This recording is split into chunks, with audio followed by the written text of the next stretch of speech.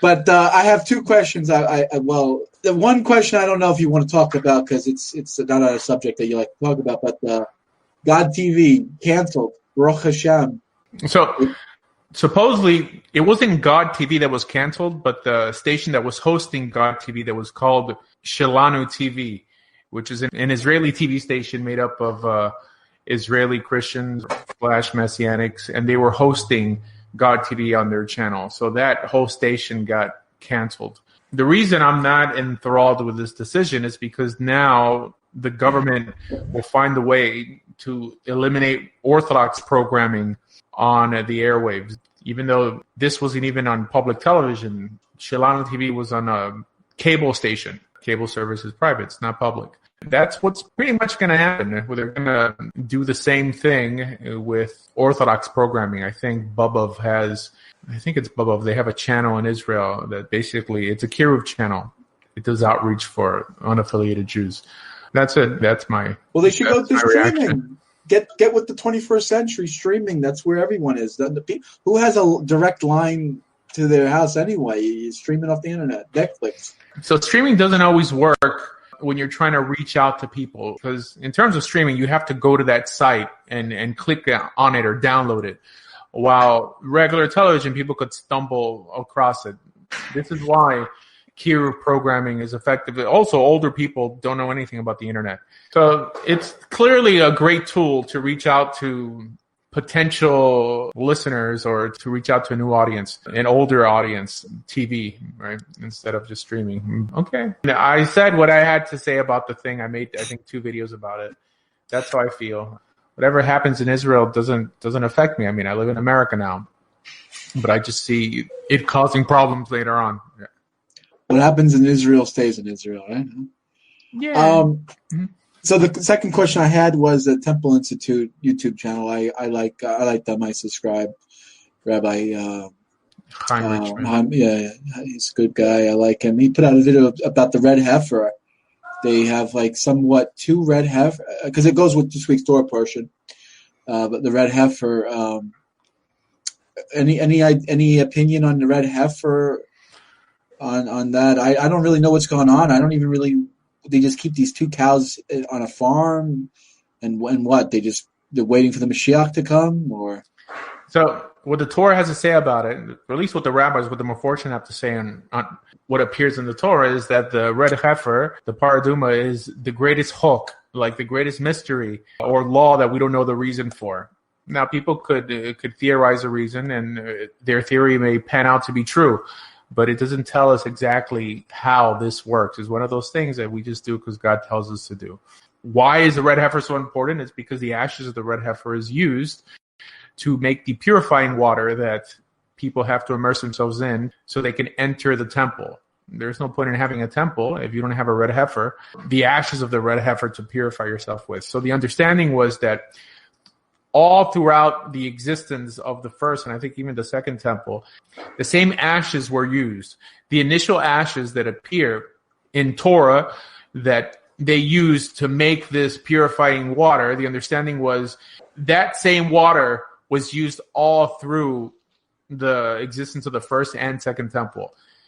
This idea even appears with the notion of a mikvah. So people think that every mikvah that exists, it's just rainwater. It's not true. It perhaps initially was rainwater, 40 sa. There's a debate on what a sa really is. A sa is a measurement of liquid.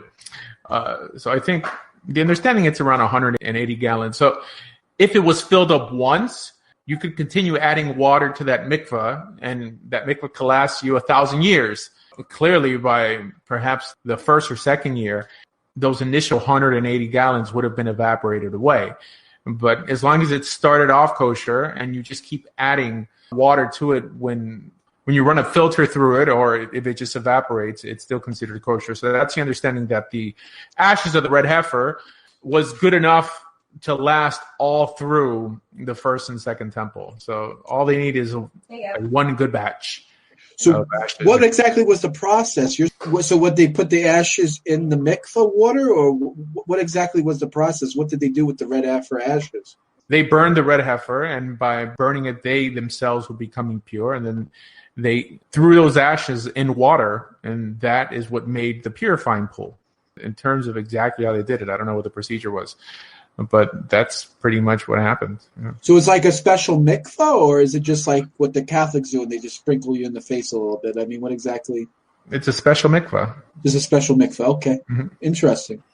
And then that special mikvah that you're saying, it initially had the red heifer ashes, and they could keep adding water, and that mikvah lasted up all the way up to the end of the second temple. Correct.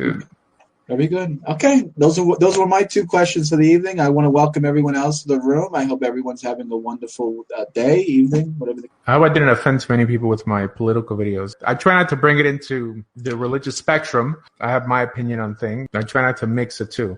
However, I stand behind the statement I made, I believe, like 3 months ago, that religious people who don't speak out during a crisis, it's not worth listening to them after the crisis, no matter what side you take. I'm still for making a distinction. When I'm teaching Torah, I give people the ability to tune out when another topic comes up instead of trying to mix the two together. Like Rav likes to say, the show's only as interesting as you like to make it, so it's all up to you. Hopefully we hear from you today. And I did get a question towards me today on my channel. Maybe it will be a good discussion here today. You say you don't like to mix political, but a lot of questions that I get are usually political. There are a lot of people who believe that Jewish values are the same as social liberalism values. What would your opinion be on that? That was a question that I got today. I didn't respond to it, but it's unfortunate a lot of people think of when they think liberalism or social liberalism, Barbara Streisand type of Jewish people. They sort of think that's they're the spokesperson of all Jews. So Steven Spielberg and. They are the majority.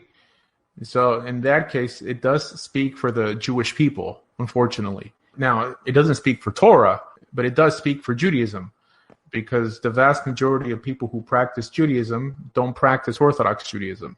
If it goes by rov, if it goes by majority, then they unfortunately represent us, as long as we keep considering them Jewish. This is why I'm for taking the Talmudic approach, the approach of the Rambam, the approach of Shulchan Aruch, of considering secular Jews not Jewish anymore.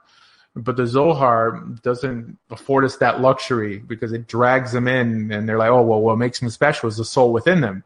But according to the Rambam, a secular Jew was a Gentile. Yes, he was halachically Jewish, but he wasn't spiritually part of the Jewish people. He wasn't in a covenant with God. And this is exactly what the Rambam writes in the second parak of Hilchos Mamrim. He says that they're no longer part of the Jewish people. Now, yes, they're halachically Jewish. That means in terms of onesh, for punishment, they're Jewish if they choose to remain in the land of Israel. But if you would have a court and a Jew wasn't keeping Shabbos, if a Jew was acting in an immoral fashion, he would leave the land of Israel because his life would be cut short. We have to call things how they are. The vast majority of Jews are on the left. They're the founders of social democracy, i.e. communism, and every what I consider vile movement that attacks biblical values. So they speak for us, which means that we end up dying for their sins. I've said it many times. I'm not the only one that they're the ones who caused the Holocaust. People didn't hate Jews during World War II because they had boxes on their heads and they kept Shabbat. It's because they were communists and they were trying to bring down Germany just like they brought down Russia. This is common knowledge. Even Rabbi Mizrahi made a video about this. He first got in trouble when he said it was his idea, and then people in some way tolerated it when he was quoting another rabbi. Fine, but this is very well known in the Haredi community. What the majority of people do, the minority of that same group pays the price for. That's just the way it is. I'm Hispanic. Hispanics are the second group most represented in U.S. prisons. There's collective responsibility that I pay for, and this is what we deal with. Jews have to deal with what their secular brethren do. So yes, I would say that social democracy, feminism, liberalism is a good representation of Jewish life today. I mean, not good as proper and something one should emulate, but good as accurate, an accurate representation of what most Jews believe and practice in the world today, unfortunately. Most of the leadership of the former Soviet Union were Jews, so Stalin made Marxism anti-Semitic, while Lenin was very pro-Jewish. the Soviet Union was the only country that ever had anti-Semitism outlawed in their constitution under the threat of death. The only country, because of the influence Jews had in that country. But then when the Soviet Union became anti-Semitic, that's when we saw the refuseniks and the plight for Soviet Jewry trying to bring them out. Jews were allowed to leave, or were able to leave the Soviet Union, while Christians were not. Christians had it a lot worse than Jews did in the Soviet Union. Of course, but these aren't religious Jews. These are unaffiliated Jews, secular Jews. So there's a distinction. But you do have people. But is there? What do you think that is? That Jews are sort of, they're like you say, Lenin and Trotsky and Karl Marx. Communism founders. There's a debate if Lenin was Jewish. Some say he was. Rabbi Aaron Rakeffet, he's a YU rabbi, so he worked for the Mossad in the former Soviet Union, smuggling in religious contraband, and he had inside information that he was fully Jewish. The understanding was that his father was Jewish, but his mother wasn't. But Trotsky was for sure Jewish. Leo Bronstein was his real name. Stalin wasn't Jewish, but his 3 wives were. So his children would definitely be Jewish then. But what I was going to say is that, but you also have Jews on the other side. Some of the most prominent members of the libertarian Austrian economic side of things, like Milton Friedman. He's a Jew. Spokesperson for libertarianism, and Austrian economics, the free market. A lot of Jews are capitalists. But they're also communists. They're both. You see what I'm trying to say is like they're on both sides, and they're not like this is what I guess what I'm trying to say is that a lot of people we get hate from the Jewish, from the non-Jew because Jews just want to play both sides and they're just pitting each other against each other. You think that has any merit? You think that's actually what they're doing, or is it a conspiracy? I guess what I'm asking is it really a conspiracy? Only because Jews were capitalists doesn't mean they didn't endorse communism. You say they could be capitalists but endorse communism? That's a good. Absolutely. The wealthiest people in the U.S. today are on the left and not on the right, and they fully embrace capitalism. You see, communism really had nothing to do with the working man. That's just a front to win people to their side. But the wealthy in the Soviet Union didn't eat like everyone else. They didn't live where everyone else lived. They knew how to make money. Look at China nowadays. China is capitalistic to a certain extent, things that the Soviet Union for a time was against, but they're communist. So there's the fat cats who keep getting fatter and richer, and then there's the poor man who suffers and carries the burden. But the left never really cared about workers, just like feminists never really cared about women. It's really a left-leaning front for more power being wielded by a small amount of people. There was someone that wanted to speak? Who was that? Yohanan? Yeah, what's going on, Richard? How are you today? In Biloxi. Yeah, my father was a trade unionist, and he was... I would say a moderate socialist. He was born in 1912, and his father was an executive in a printing firm, and he was my father worked his way up from working in the press room to becoming a master printer. But in the late 20s, when he got involved with trade unions, and when the Depression started, he got active with socialism. And I remember as a small boy in the early 60s in Toronto, when you had Labor Day or May Day or any of those parades that you went downtown for and marched in Toronto, in primarily a Jewish area in downtown Toronto on Spadina Street. There was all the red flags, there was hammers and sickles and everything. And these people bought into the mythos of communism being for the working class low guy. But this is what the disconnect I find now is that all these people that call themselves socialists and like Bernie Sanders and all these people, my father would have referred to them as armchair socialists. These aren't people that worked on loading docks and loading ships and stuff like that, laborers. These were people that never got their hands dirty, so they don't really have it. It's sad to look at the people like AOC in that they really have no appreciation for what it's like. I lived 2 years in Greece under socialists when Papandreou was prime minister, and it was very austere. It wasn't horrible, but it was you didn't have the choices, the selection. People that come from Eastern Europe, people that come here to the States, you walk in a supermarket, you see the splendor that's there, everything you can choose, you can pick how many varieties of cereal or bread or something, let alone the kosher stuff. And you couldn't get that in the old country. You couldn't get it over there. These kids don't get it. So it's a myth that they have a mythic idea of how wonderful communism was or how socialism is. And I'm only beginning to get to understand the complexity of the political scene in Israel, because I didn't really understand. I thought everybody was on the same page, but I really knew that they weren't. I spent 10 years working for a retired Canadian ambassador who was a Jew by the name of Klaus Goldschlag, born in Berlin in 1923. He got out in 1934 and came back after the war, came back as a diplomat and was a Canadian ambassador. But he understood the whole thing. But he explained to me, he said, Richard, you had to understand, we Jews that lived in Berlin, we thought of ourselves firstly as Germans, not as Jews. We were Germans first. Maybe the Hasidim didn't, but right. The average German, his father was in World War I in the Kaiser's army. These were the people that were dumbfounded when everything turned on them. They were the first to go. Yeah, and they couldn't believe it. But so it's a really complex situation. It's not all black and white, and it's very complex for the outsider, let alone the unschooled Jew,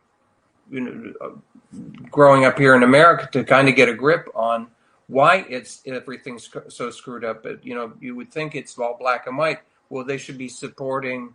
Why would they be supporting the Democrats? The Democrats are undercutting everything. But these people don't believe in religious Judaism. I don't know what kind of Judaism do they really believe in, Rabbi?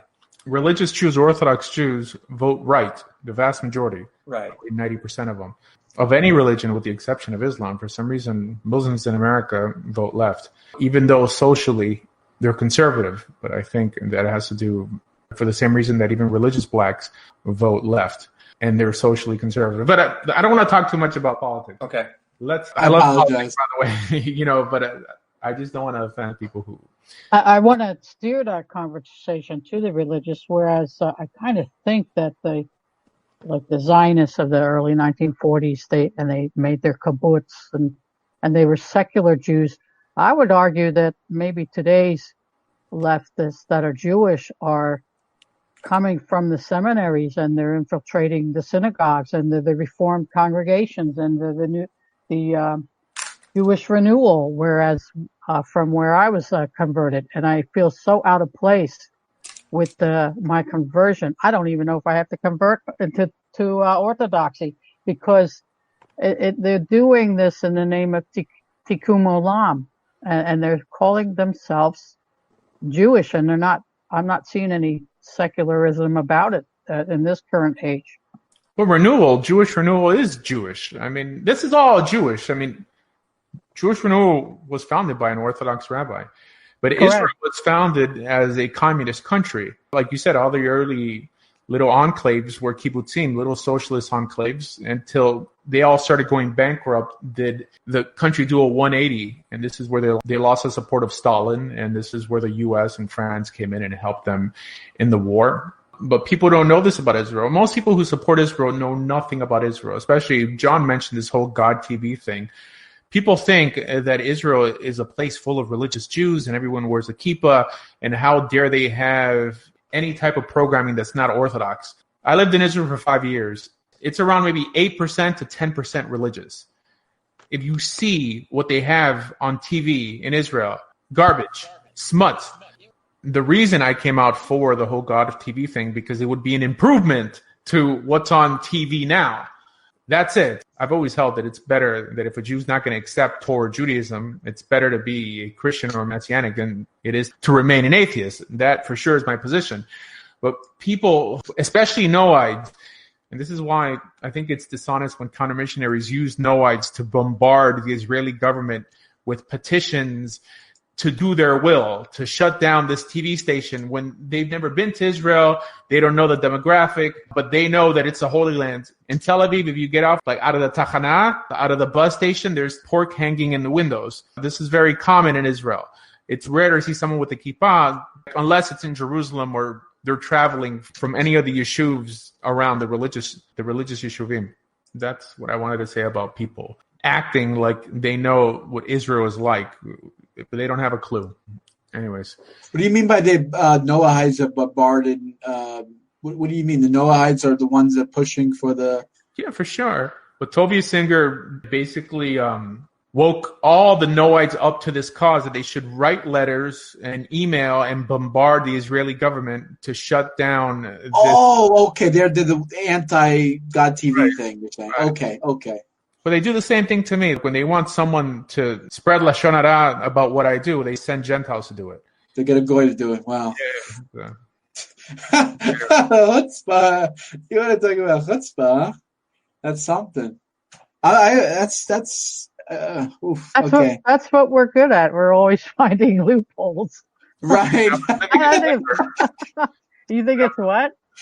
When I was living in Denver, there was a rabbi there who was in charge of the conversion program there. His name is Rabbi Levitt. And he and Rabbi Alter, I mean, I have no problem saying these names because this is letoelet. This is for a constructive purpose. You guys know not to trust these people.